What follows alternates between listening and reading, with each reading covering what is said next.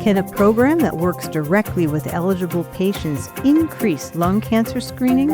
Is it time to consider Eltrombopag to treat children with immune thrombocytopenia? This and much more on today's JAMA Editor Summary.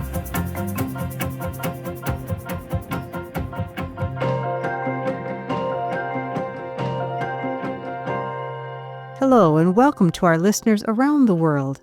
Today is Friday, October 24th, 2025. I'm JAMA Deputy Editor Dr. Linda Brubaker, sitting in for Dr. Kirsten Bibbins-Domingo, the Editor-in-Chief of JAMA and the JAMA Network. I'm joined today by JAMA Deputy Editor Dr. Preeti Malani. Hey Preeti, we have lots of interesting research to share. Let's get started. Hi Linda, there's lots of great content this week to talk about. Screening with chest CT scans has been shown to reduce cancer-related mortality for patients at high risk of lung cancer. Dr. Miller and colleagues report that despite clear evidence of benefit, less than 20% of eligible individuals undergo this type of screening. The authors enrolled individuals between the ages of 50 and 77 who met CMS criteria for lung cancer screening in a randomized clinical trial. The participants were randomly assigned either to usual care or the Empath Lung Program, a direct-to-patient digital health program that uses a decision aid with an option to request lung cancer screening. The primary outcome was completion of any chest CT within 16 weeks. They found that compared with usual care, patients who were assigned to the Empath Lung Program had increased rates of lung cancer screening at 16 weeks, with 24.5% completing screening compared with 17% in the usual care group.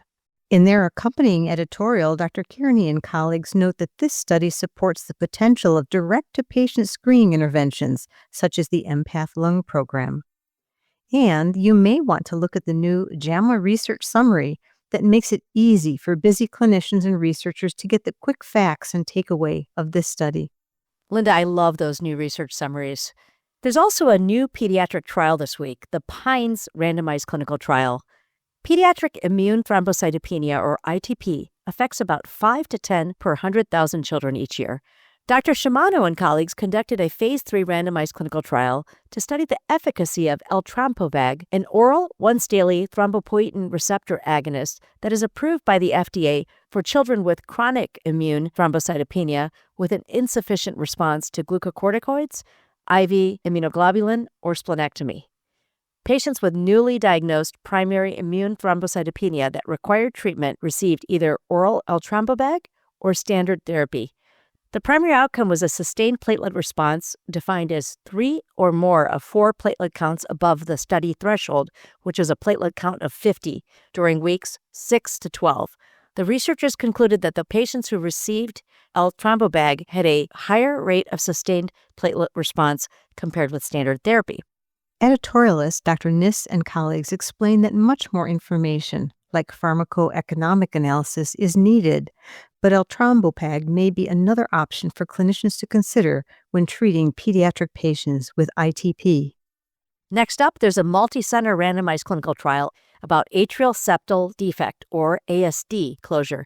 Dr. Owang and colleagues investigated Bioresorbable versus metallic occluders for transcatheter ASD closure. Metallic occluders have been associated with the risk of late complications and may impede access to the left atrium. Investigators randomly assigned 230 patients to receive either a bioresorbable occluder or a metallic occluder. The primary outcome was the success of ASD closure at 6 months. The researchers found that the bioabsorbable occluder was non-inferior to the metallic occluder for ASD closure, with success rates of 96.5% and 97.4%, respectively, suggesting a possible new option for ASD closure.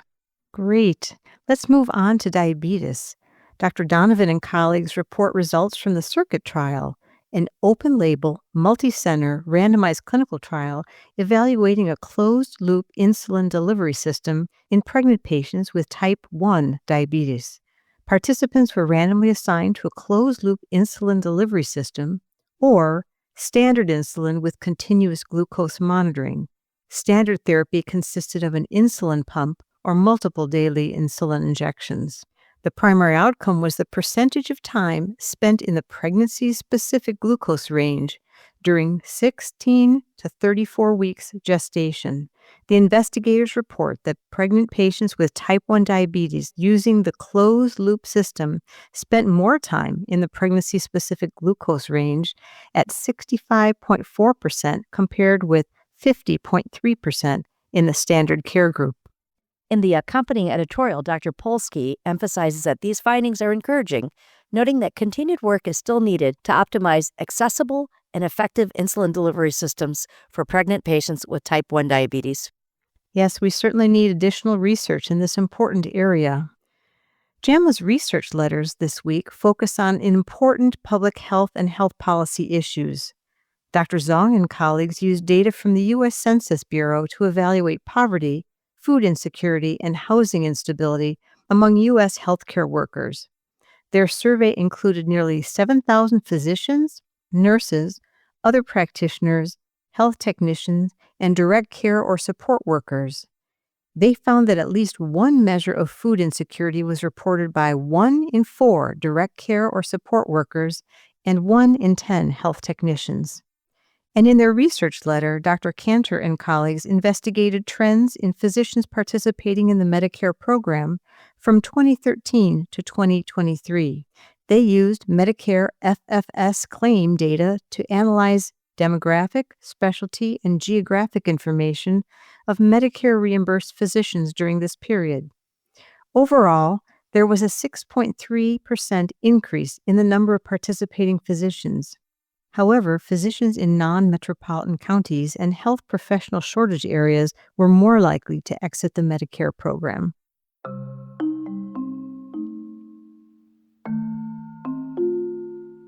In their viewpoint, Dr. Lurie and Professor Gostin comment on the Make America Healthy Again Commission and propose potential areas of focus to improve chronic disease in the U.S. population. And in a separate viewpoint, Dr. Campos, Oatcult, and Tempty write about the rigorous standards and processes adopted and used by the Advisory Committee on Immunization Practices over the last 2 decades. They note that these practices intentionally use robust methods of assessing evidence to ensure transparency and credible recommendations. The viewpoint by Dr. Goralnik and colleagues advocates for increased military-civilian partnerships to ensure coordinated and effective health delivery in large-scale conflicts.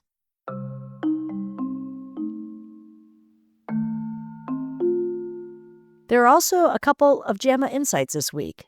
Dr. Van Pren and colleagues review epidemiology and treatment of recurrent C. difficile infections. Learn more about risk factors, diagnosis, and treatment of recurrent C. difficile in this article.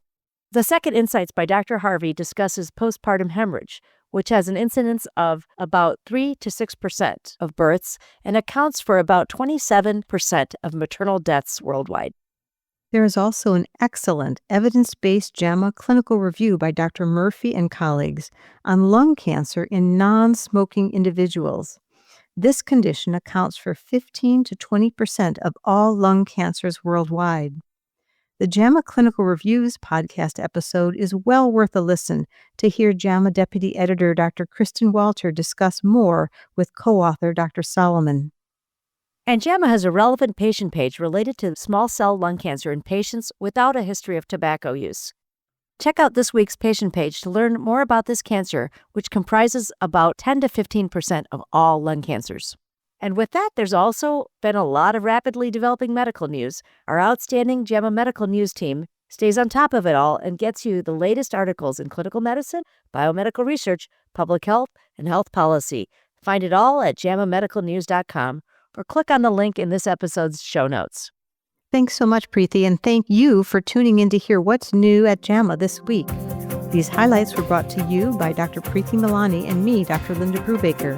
This episode was produced by Daniel Morrow, Ella Barnes, Shelley Steffens, and Dr. Krista Roberts at the JAMA Network. A link to this JAMA content can be found in the episode's show notes.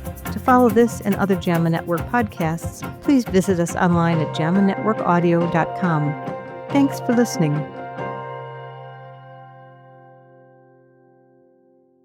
This content is protected by copyright by the American Medical Association with all rights reserved, including those for text and data mining, AI training, and similar technologies.